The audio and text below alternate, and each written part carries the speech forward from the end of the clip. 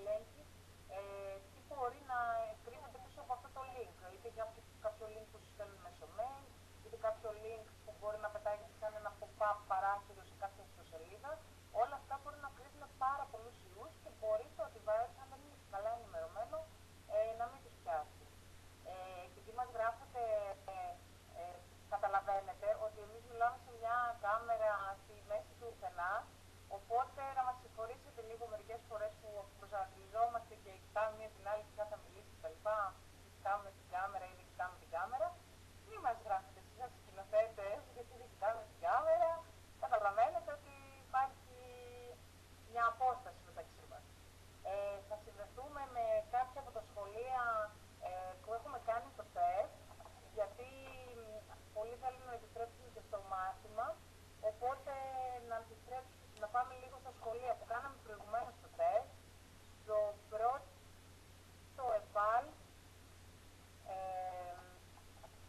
πρώτο ΕΠΑΛ, μισό λεπτάκι να δούμε αν μας ακούτε.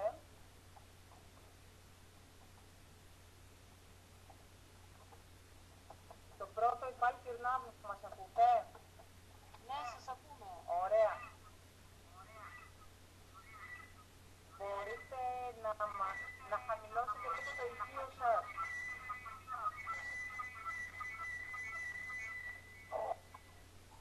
Αν μπορείτε το πρώτο ΕΠΑΛ Κυρνάβου να χαμηλώσετε λίγο την ένταση του ηχείου, γιατί ακούμε τους εαυτούς μας. Ναι. Το έχω χαμηλώσει. Ωραία. Θέλετε να μας κάνετε ερωτήσεις τα παιδιά? Ακούμε. Έλα από εδώ. Μισό λεπτό.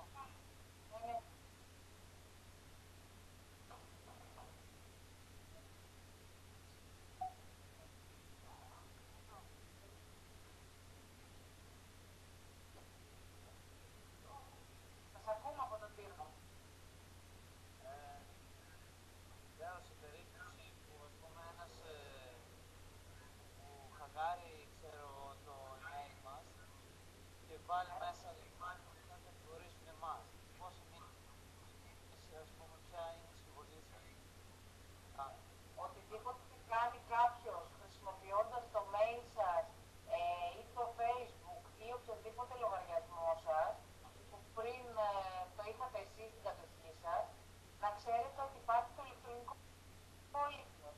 Το ηλεκτρονικό ίχνος είναι το αποτύπωμα που αφήνει κάποιος να κάνει κάτι στο διαδίκτυο. Οπότε, αν κάποιος χρησιμοποιήσει το δικό σου mail για να κάνει κάτι στο διαδίκτυο από τον υπολογιστή του, το ηλεκτρονικό ίχνος, το αποτύπωμα αυτό θα δείξει τον υπολογιστή του. Μπορεί εσύ να ήσουν ο κάτοχος του email μέχρι πριν 5 μέρες, πριν 10 μέρες, αλλά τη στιγμή που αυτό το παραβίασε και έκανε μια παράνομη δραστηριότητα, θα βρεθεί από το ηλεκτρονικό ίχνος ότι ήταν αυτό. Ευχαριστούμε. Έχετε άλλη ερώτηση? Μισό λεπτό.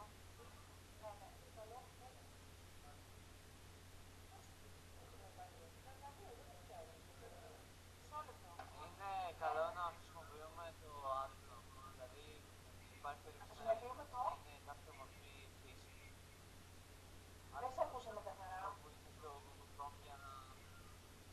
Είναι ένα πρόγραμμα το οποίο λέγεται Outlook και το δίνουν έχουν στο Google Chrome, είναι για να απενεργοποιούμε τις διαφημίσεις.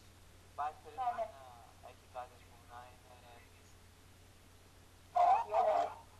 Αυτό το προγραμματάκι το εγκαταστάς για να σου δεις τι πετάγονται οι διαφημίσεις σε αυτά τα pop-up παράθυρα. Αυτό το εγκαταστήσεις δεν είναι κάτι που μπορεί να είναι κάτι το περίεργο. Είναι ένα εργαλειάκι του browser που μπορεί να χρησιμοποιείς ή της Google ή οποιαδήποτε εταιρεία τέτοιας πιστοποιημένης. Ή μπορεί να πας στο browser που χρησιμοποιείς και να επιλέξεις εκεί που λέει ότι απαγορεύονται τα αναδυόμενα παράθυρα, τα pop-up παράθυρα, για να μην ανοίγουν οι διαφημίσεις.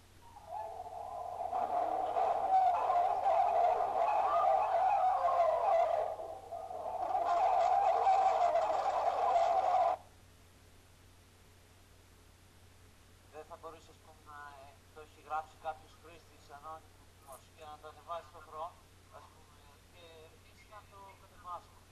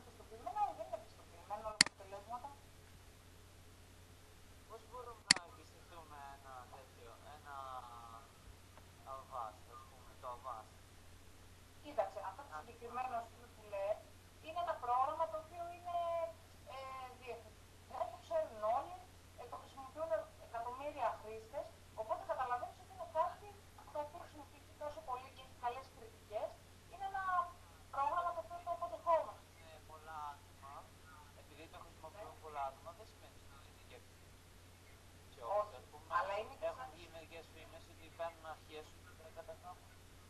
Ναι, κοίταξε να δεις. Οποιοδήποτε antivirus είναι δωρεάν και το εγκαταστάς εσύ από μια εταιρεία, είναι το ίδιο που λέγαμε πριν αντίστοιχα και για το Facebook. Όταν εσύ γράφεσαι στο Facebook ή γράφεσαι σε ένα δωρεάν antivirus, δέχεσαι και κάποιους όρους. Κάποιος από αυτούς τους όρους μπορεί να λέει ότι έχω πρόσβαση στις άλλες εφαρμογές που μπορεί να έχεις εγκαταστήσει στον υπολογιστή σου. Αυτό το γράφουν στους όρους. Το ότι το έχουν εγκαταστήσει πολλοί, στο φέρνουν σε παράδειγμα, ότι είναι ένα πρόγραμμα το οποίο δεν είναι ακυροτέχνημα, δηλαδή να φτιάξω εγώ κάτι μόνο να το διατηρήσω μερικές μέρες, να το πετάξω σε μερικούς χρήστες και με αυτό το τρόπο να προσγραμμίσω δεδομένα. Ένα πρόγραμμα που είναι εταιρεία, το οποίο σκανάρει υποτίθεται τον υπολογιστή σου. Οπότε εκ των προτέρων ξέρεις, κάνοντας αποδοχή, έχεις πρόσβαση στον υπολογιστή σου. Δεν μπορεί να μην έχει πρόσβαση και να σκανάρει τα αρχεία σου, σκανάρει τις εφαρμογές που πας να εγκαταστήσεις. Το σίγουρο είναι ότι δεν έχουμε καμία καταγγελία και για το συγκεκριμένο που είπε, αλλά και για διάφορα άλλα γνωστά επώνυμα προϊόντα, antivirus, ότι συνέλεξαν στοιχεία πελατών εντός εισαγωγικών και τα διέρευσαν, αρχεία ή φωτογραφίες που είχαν εκεί στον υπολογιστή. Μπορούμε να κάνουμε μία τελευταία ερώτηση. Έχετε άλλη ερώτηση από τον κύριο να δω? Ναι, ακόμη μία. Τι της κάνει η